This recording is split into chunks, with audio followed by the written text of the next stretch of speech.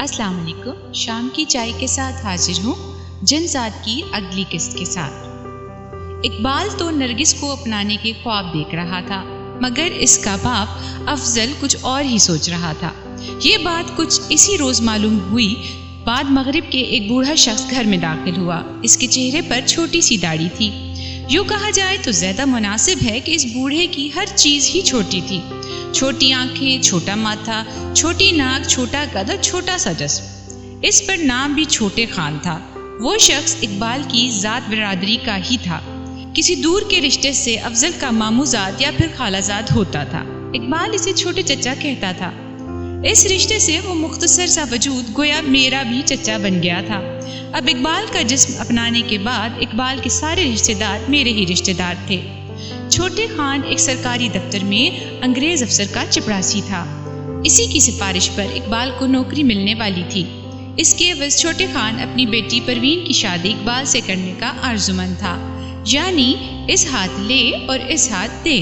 اقبال کے باپ افضل نے اس شرط پر یہ بات مان لی تھی کہ جب دونوں بڑے بیٹیوں کی شادیاں ہو جائیں گی تو یہ بیل منڈھے چڑھے گی. چھوٹے خان نے شرط قبول کر لی اور یوں اس کی بیٹی کے لیے ایڈوانس بکنگ ہو گئی. کنبے اور قریبی خاندانوں کی لڑکیاں دیکھی بھالی ہوتی ہیں. چھوٹے خان کی بیٹی پروین کو بھی اقبال کے والدین نے دیکھا تھا، اسی لیے لڑکی دیکھنے کی ضرورت نہیں پڑی. یوں بھی لڑکی لڑکے کو دیکھنے سے زیادہ خاندان دیکھے جاتے تھے. چھوٹے خان لوہاری دروازے میں رہتا تھا. اس وقت وہ یہ بتانے آیا تھا کہ اپنے انگریز افسر سے بات کر لی ہے. کل صبح اقبال کو اس کے ساتھ جانا تھا. یوں بھی افضل کے لیے یہ رشتہ چپڑی اور دو والی بات تھی. رشتہ بھی مل رہا تھا اور نوکری بھی. پھر وہ کیسے انکار کر دیتا؟ گویا اس کی پانچوں انگلیاں گھی میں اور سر کڑھائی میں تھا. رہا میرا معاملہ تو اقبال کی ہر بلا اب مجھ کو ہی بھگتنا تھی. انسانوں کے درمیان ایک انسانی جسم میں رہنے کا میرا یہ پہلا تجربہ تھا، جو ابتدا ہی میں بڑا سنسنی خیز ثابت ہو رہا تھا. مجھ سے پہلے شاید ہی جنات میں سے کوئی سرکاری محکمے میں رہا ہو. مجھے یہ سب کچھ عجیب لگنے کے ساتھ ساتھ بہت دلچسپ اور اچھا لگ رہا تھا. ایک جن اور سرکاری نوکر. اس رات جب گھر میں ہر طرف چھما چھم ہو گئی تو میں خاموشی کے ساتھ اٹھ کر چھت پر پہنچ گیا. اوپر پہنچتے ہی میں نے برابر والی چھت کا جھک کا جائزہ لیا تو وہ ابھی خالی تھی. نرگس ابھی چھت پر نہیں آئی تھی. میں بے چینی سے اس کی آمد کا انتظار کرنے لگا. طویل عرصے صبر کرنے کے بعد آج رات میرے ارمان پورے ہونے والے تھے. آنے والے حسین لمحات کے تصور ہی سے میرے وجود میں سنسنی سی دوڑ رہی تھی. قرب کے زاویے ابھی سے میرے تصور میں رنگ بھر رہے تھے. خاصی دیر انتظار کرنے کے بعد برابر والی چھت پر میں نے قدموں کی چاپ سنی تو چونک اٹھا. وہ سراپا ناز و ادا چھت پر آ گئی تھی. تمہیں جو کچھ کہنا ہے جلدی سے کہہ دو. وہ تیزی سے دیوار کے قریب آ کر بولی. آخر ایسی بھی کیا جلدی ہے؟ میں نے بےتاب ہو کر پوچھا. مجھے فوراً واپس جانا ہے. اس نے پہلے ہی کی طرح جلدی سے بتایا. مجھے نہیں معلوم کیوں وہ گھبرائی ہوئی سی لگ رہی تھی. لیکن جلدی کیوں جانا ہے؟ میں نے معلوم کیا. آج تو اتنے دن بعد تم سے ملنے کا موقع ملا ہے. وحیدن بوا کی طبیعت ٹھیک نہیں ہے. انہیں بار بار کھانسی اٹھ رہی ہے. اگر ان کی آنکھ کھل گئی اور انہوں نے میری چرپائی خالی دیکھی تو غضب ہو جائے گا. میں کسی کو منہ دکھانے کے قابل نہیں رہوں گی. نرگس نے جلدی واپس جانے کی وجہ بتائی. مجھے اس بےہودہ بڑھیا پر بہت غصہ آیا. میرے اور نرگس کے درمیان آج کوئی رکاوٹ نہیں تھی تو وہ بڑھیا دیوار بن گئی تھی. خدا غارت کرے اس ملعون بڑھیا کو، میں نے دل ہی دل میں کہا. پھر غصہ پی کر نرگس کو مخاطب کیا. تم خواہ ڈر رہی ہو. کوئی غضب نہیں ہوگا. آج نہیں تو کل تمہیں ہمیشہ کے لیے میرا ہی ہونا ہے. پھر کیا ڈرنا؟ مرد ذات کا کچھ نہیں جاتا، لیکن عورت ایک دفعہ بدنام ہو جائے تو پھر کہیں کی نہیں رہتی. نرگس اداس لہجے میں کہنے لگی. میں نے سوچا کہ یہ قیمتی وقت باتوں میں ضائع کرنے کے لیے نہیں ہے. میرے اور نرگس کے درمیان ہجر کی جو دیوار حائل تھی، میں اسے گرا کر آج ہی دیار وصل میں پہلا قدم رکھ دینا چاہتا تھا. پھر تو آئندہ کے لیے بھی راستہ کھل جاتا. نرگس تو ایک ایسی گھٹا تھی کہ میرے وجود کے صحرا پر 1000 بار برستی رہتی پھر بھی تشنگی کم نہ ہوتی. اسی لمحے مجھے پہلی مرتبہ ایک عجیب سا تجربہ ہوا. مجھ پر اقبال کی فطری پارسائی غالب آنے لگی. میرے ذہن میں نہ جانے کہاں سے ایک خیال آ گیا کہ ایسا کرنا سخت گناہ ہے اور اس گناہ کی بڑی سزا ہے. پھر یہ کہ میں اس حالت میں پکڑا گیا تو بڑی رسوائی ہوگی. طرح طرح کے وسوسوں اور اندیشوں نے مجھے گھیر لیا. بامشکل میں نے اپنے ذہن سے ان خیالات کو جھٹکا. خود پر قابو پاتے ہی میں دیوار پر چڑھ کر دوسری طرف کود گیا۔ ارے نرگس بوکھلا گئی۔ اسے یقیناً مجھ سے ایسی غیر اخلاقی حرکت کی توقع نہیں رہی ہوگی۔ شریف شرفا قسم کے نوجوان کسی ماروں کی خاطر یوں دیواریں نہیں پھلانگتے اور نہ دوسروں کے گھروں میں کودتے ہیں۔ اقبال نے شاید کبھی ایسا نہیں کیا ہوگا۔ نرگس خوفزدہ ہو کر پیچھے ہٹ گئی تھی۔ تم یہ کیا کر رہے ہو؟ میں نے اسے سنبھلنے کا موقع نہیں دیا۔ تیزی سے آگے بڑھ کر میں نے نرگس کو اپنی باہوں میں سمیٹ لیا۔ وہ کسمسانے لگی اور پھر مچلتے ہوئے بولی، چھوڑ دو مجھے، چھوڑ دو۔ نہیں اقبال، یہ شادی سے پہلے نہیں، یہ گناہ ہے۔ نرگس رک کر بولی۔ این اسی وقت نیچے صحن سے ایک نسوانی آواز بلند ہوئی، نرگس بیٹی، اے نرگس بیٹی، ارے کہاں ہو تم؟ یہ وحیدن بوا کی آواز ہے، وہ جاگ گئی۔ یہ کہتے ہی نرگس تڑپ کر میری آغوش سے نکل گئی۔ معلوم نہیں اس وقت نرگس کے جسم میں کہاں سے اتنی طاقت آ گئی تھی۔ شاید ممکنہ ذلت اور رسوائی کے خیال نے اس کے جسم میں اتنی طاقت بھر دی تھی۔ پھر وہ بلند آواز سے بولی، آئی وحیدن بوا۔ پھر میں نے دیکھا کہ نرگس اپنا بے ترتیب لباس درست کرتے ہوئے نیچے جانے والے زینے کی طرف بھاگی۔ خواہش کے باوجود میں اسے روک نہیں سکا۔ اس بڑھیا وحیدن کو کوسنے لگا جس نے عین وقت پر بنا بنایا کھیل بگاڑ دیا تھا۔ جی چاہ رہا تھا ابھی نیچے جا کر اس کمبخت کی گردن دبا دوں۔ کچھ ہی دیر کے بعد نیچے سے بڑھیا کی حیرت زدہ آواز آئی، ارے بیٹی، اس وقت چھت پر؟ وہ بولی، میرا ایک بندہ گر گیا تھا، اسے دیکھنے گئی تھی چھت پر، بندہ مل گیا؟ نرگس نے بات بنائی۔ بڑھیا کی بات پوری ہونے سے پہلے ہی وہ بول اٹھی، اندھیرے میں بندہ مل گیا، حیرت ہے۔ بڑھیا بڑبڑائی، پھر کہنے لگی، مگر تم تو سو گئی تھی بیٹی۔ سوئی نہیں تھی، بس یوں ہی آنکھیں بند کر کے پڑی تھی۔ بوا، بار بار مجھے بندے کا خیال آ رہا تھا کہ امی نے پوچھ لیا تو کیا جواب دوں گی۔ پھر خیال آیا کہ شام کو میں چھت پر گئی تھی، وہیں بندہ گر گیا ہوگا۔ نرگس کی آواز دور ہوتی گئی۔ پھر معلوم نہیں اس نے بڑھیا کو کیسے مطمئن کیا۔ چھت پر میرا کھڑا رہنا اب فضول ہی تھا، اس لیے دوبارہ دیوار پھلانگ کر برابر والی چھت پر آ گیا اور پھر نیچے گھر میں پہنچ گیا۔ اس رات مجھے دیر تک نیند نہیں آئی کیونکہ میرے جذبات بھڑک اٹھے تھے۔ میری حالت کسی ایسے شخص کی سی تھی جو انتہائی پیاسا ہو اور ٹھنڈا میٹھا پانی اس کے سامنے لا کر ہٹا لیا گیا ہو۔ میں نے خود کو دلاسا دیا کہ آج رات نہیں تو پھر کسی رات مجھے اپنی تشنہ آرزوؤں کی تکمیل کا موقع مل ہی جائے گا۔ نرگس مجھ سے دور ہی کتنی تھی، میں نے اس تک پہنچنے کی راہ ہموار کر لی تھی۔ اس کے علاوہ پیش قدمی کر کے آئندہ مزید آگے بڑھنے کے امکانات پیدا کر لیے تھے۔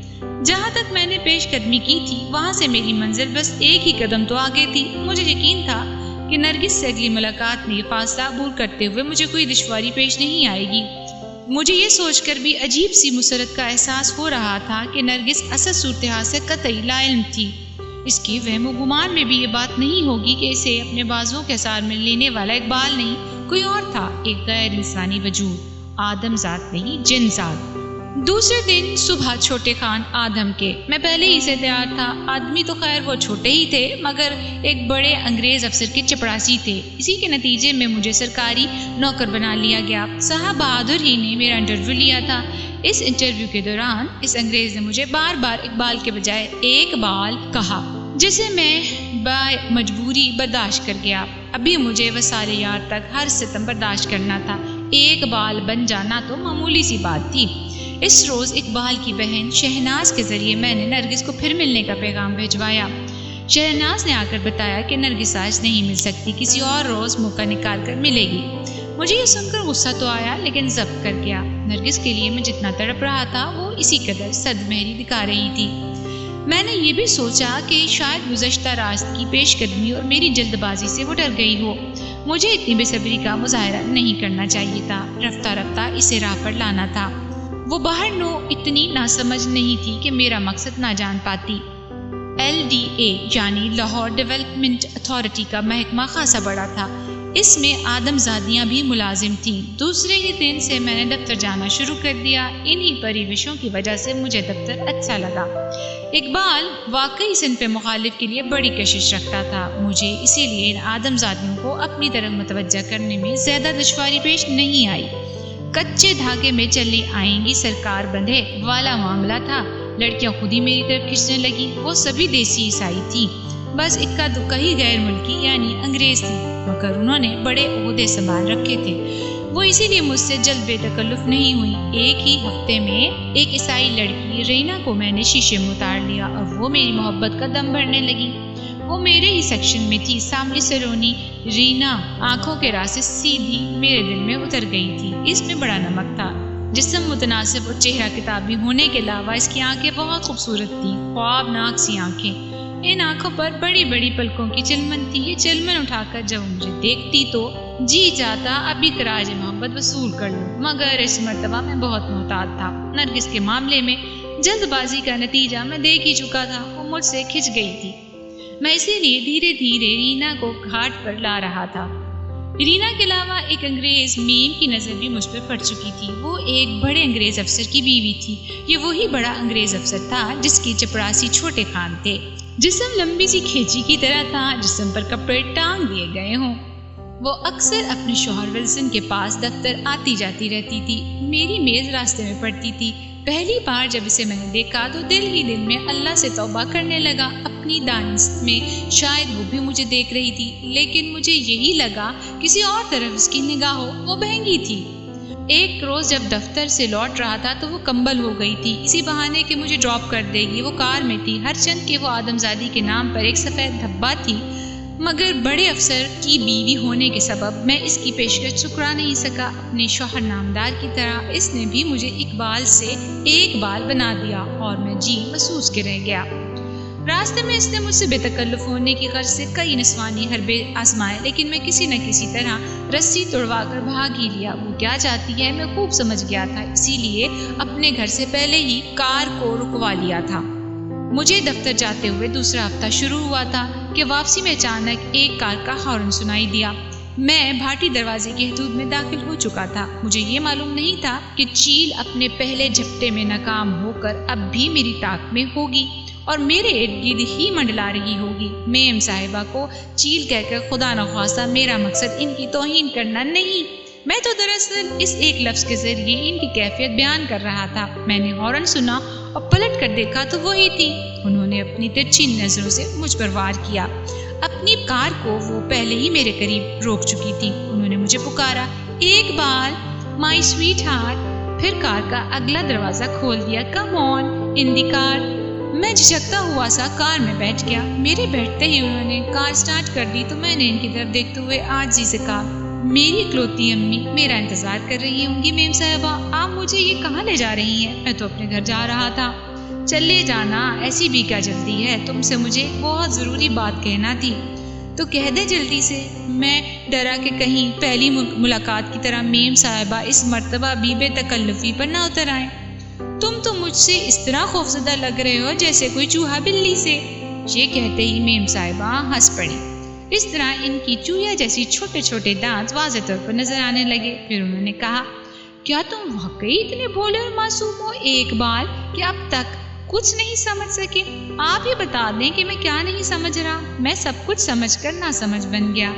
ایک بال میں تم سے محبت کرتی ہوں۔ میم صاحبہ ایک ایسی بے خودی سے میری طرف دیکھنے لگی کہ سامنے سے ان کی نظر ہٹ گئی۔ میم صاحبہ میں چیخ اٹھا۔ سامنے مجھے ایک تانگا آتا دکھائی دے رہا تھا۔ کار اس کے بالکل قریب پہنچ چکی تھی۔ میم صاحبہ جہاں نے عشق سے فوراً واپس آ گئی۔ کار لہرا کر بائیں جانب ہو گئی۔ غریب تانگے والے نے حادثے سے بچنے کے لیے اتنی زور سے گھوڑے کی لگام کھینچی کہ تانگا الٹتے بچا۔ میم صاحبہ وہاں رکے بغیر ریس لگائے گی۔ وہ اگر وہاں رک بھی جاتی تو کوئی ان کا کیا بگاڑ لیتا۔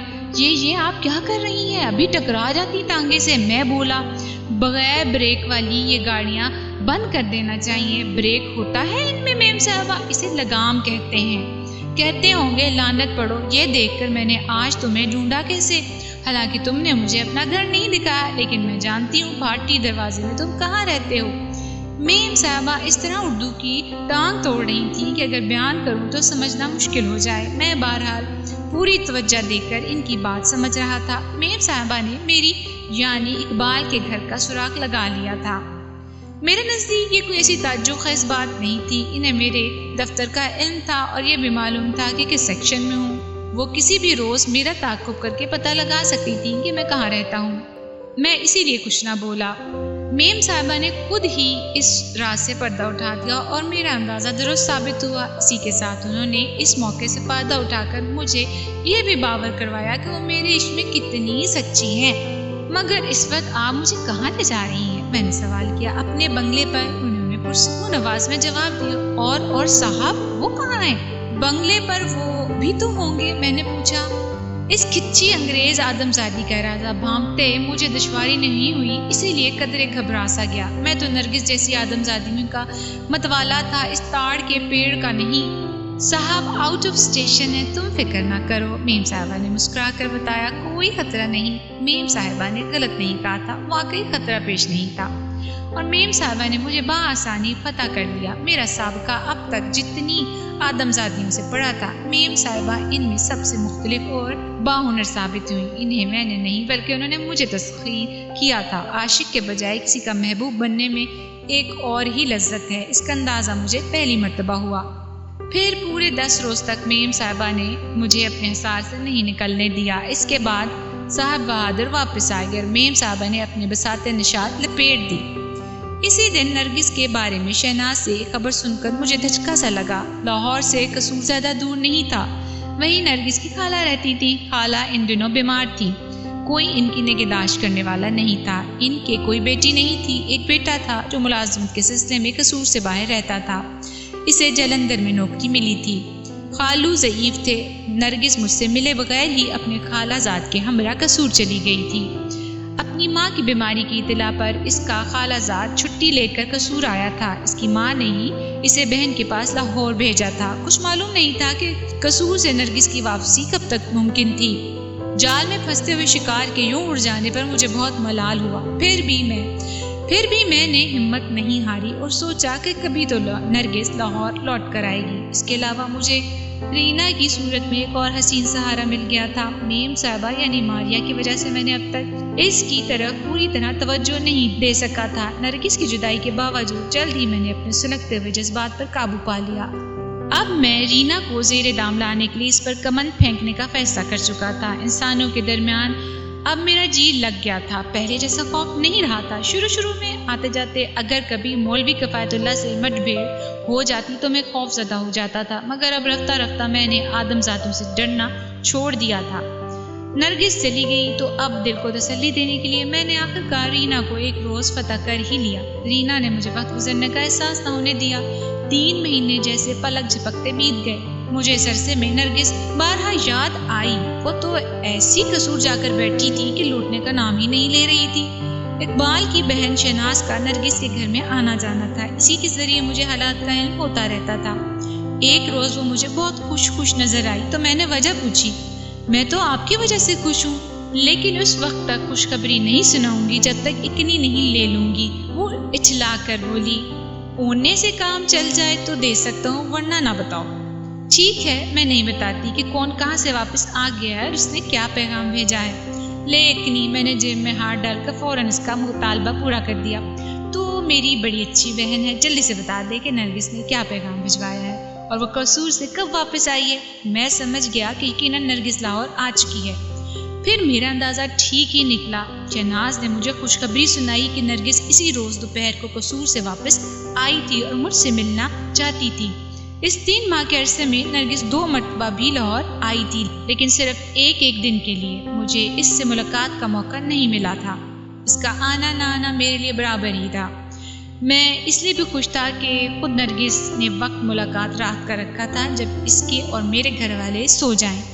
سر شام ہی شہناز سے یہ اطلاع پا کر میں خوشی سے بے قابو ہوا جا رہا تھا۔ میں نے فیصلہ کر لیا تھا کہ اس سنہری موقع کو ہرگز رائیگاں نہیں ہونے دوں گا۔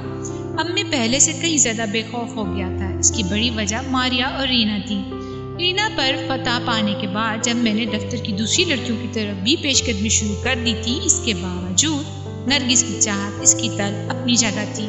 میں اس کے اصول کی آرزو سے دستبردار نہیں ہوا تھا۔ وہ تھی بھی تو ایسی کہ بھلائے نہ بھلائی جا سکی۔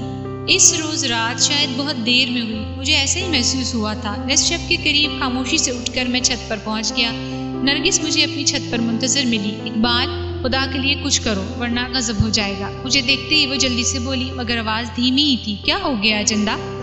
میں نے بڑی محبت سے پوچھا اور دیوار کی دوسری طرف ہاتھ ڈال کر اس کا ہاتھ تھام لیا کہ اتنے دن بعد کسی طور تو میرے اور اس کے جسموں میں رابطہ پیدا ہو۔